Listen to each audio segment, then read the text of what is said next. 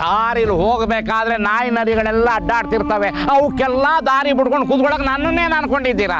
ಬೇಕಾದವನ್ ಪಕ್ಕದಲ್ಲಿ ಹೋಗ್ತಾನೆ.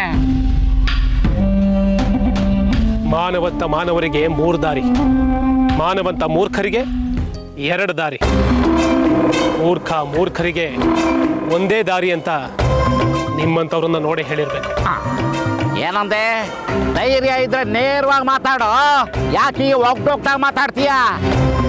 ಇದು ಒಗಟಲ್ಲ, ನೇರವಾಗಿ ಹೇಳ್ತಾ ಇರೋದು. ಮಾನವಂತರಿಗೆ 3 ದಾರಿ ಅಂದ್ರೆ ಇಬ್ಬರು ಉತ್ತಮರು ದಾರಿಲಿ ಎದುರಾದ್ರೆ ಅವನು ಹೋಗ್ಲಿ ಅಂತ ಇವನು ಹೋಗ್ಲಿ ಅಂತ ಅವನು, ಇಬ್ರು ದಾರಿ ಬಿಟ್ಟು ಬೇರೆ ಬೇರೆ ಹೋಗ್ತಾರೆ. ಅವರಿಬ್ರು ನಡೆದದ್ದು 2 ದಾರಿ, ಮಧ್ಯೆ ಉಳಿದದ್ದು 1 ದಾರಿ, 3 ದಾರಿ ಆಯ್ತು.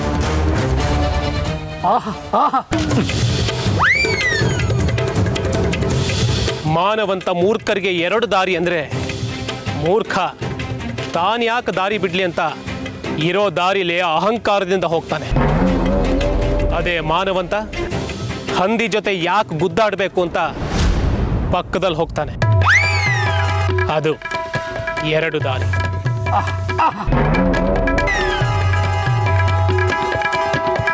ಅದೇ ಇಬ್ರು ಮೂರ್ಖರು ಎದುರಾದ್ರೆ ನಾನು ಯಾಕೆ ದಾರಿ ಬಿಡ್ಲಿ ಅಂತ ಇವನು, ನಾನು ಯಾಕೆ ದಾರಿ ಬಿಡ್ಲಿ ಅಂತ ಅವನು, ಇಬ್ರು ಒಂದೇ ದಾರಿಲಿ ಬಂದು ಜಗಳ ಮಾಡ್ಕೊಂಡು ಸಾಯ್ತಾರೆ. ಇದನ್ನೇ ನಾನು ಹೇಳಿದ್ದು. ಮುತ್ತಿನಂತ ಮಾತು ನಮ್ ಗುರುಗಳು ಮುಟ್ ನೋಡ್ಕೊಳ್ಳೋ ಅಂತ ಮಾತು. ಮುಚ್ಚರೋ ಬಾಯಿ, ಮಂಚಣ್ಣನ ಪಕ್ಕದಲ್ಲಿ ನಿಂತಿರೋ ಮಂಕ್ ಮುಂಡೆವ. ಅವನು ನನ್ನನ್ನು ಮೂರ್ಖ ಅಂತ ಒತ್ತಿ ಹೇಳ್ತಿದ್ದಾನೆ. ಇದು ನಿಮ್ಗೆ ಸಂತೋಷನಾ? ಹೌದಾ? ಹಂಗಂದ್ರ ಬರೀ ಮೂರ್ಖ ಅಲ್ಲ, ಮನೆ ಹಾಳ ನೀನು. ನಿಮ್ಗೆ ಗುರುಗಳೇ ಹೇಳಿದ್ದು? ಏನು ತಪ್ಪು ಮಾಡಿದರೋ ನಮ್ಮನ್ನ ಅನ್ಯಾಯವಾಗಿ ಪಂಚಾಯಿತಿ ಕಟಕಟೆ ನಿಲ್ಲಿಸಿ ಊರಿನ ಜನಗಳ ಮುಂದೆ ಮರ್ಯಾದೆ ತೆಗೆಯೋ ಹಾಗೆ ಮಾಡ್ಬಿಟ್ಟೆ.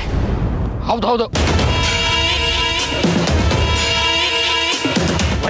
ವೈದ್ಯ ಅಂದ್ಕೊಂಡು ವೈದ್ಯ ವೃತ್ತಿಗೆ ದ್ರೋಹ ಮಾಡೋದಲ್ಲದೆ ಒಬ್ರಿಗೊಬ್ರಿಗೆ ತಂದಿಟ್ಟು ಉತ್ತಮವಾಗಿದ್ದ ಉತ್ತಮಾಪುರದ ವಾತಾವರಣವನ್ನೇ ಹಾಳು ಮಾಡಿಬಿಟ್ಟೆ ಅಲ್ಲೋ. ಹೌದೌದು. ಆವತ್ತು ನನ್ನ ಮಗ ಅಡ್ಡ ಬರ್ತಾ ಇದ್ರೆ ಆವತ್ತ ನಿನಗೊಂದು ಗತಿ ಕಾಣಿಸ್ತಾ ಇದ್ದೆ. ಏನೋ ಮಾಡ್ತೀಯಾ ನೀನು? ಗತಿ ಕಾಣಿಸೋವರೆಗೂ ನಾನೇನು ಶೇಂಗಾ ತಿಂತಿರ್ತೀನಿ ಅನ್ಕೊಂಡ? ನೋಡ್ತಾ ಇರು, ನಿನ್ನ ವಂಶನ ನಿರ್ವಂಶ ಮಾಡೋವರೆಗೂ ನಾನು ಬಿಡಲ್ಲ ಕಣೋ, ಬಿಡಲ್ಲ. ಏನು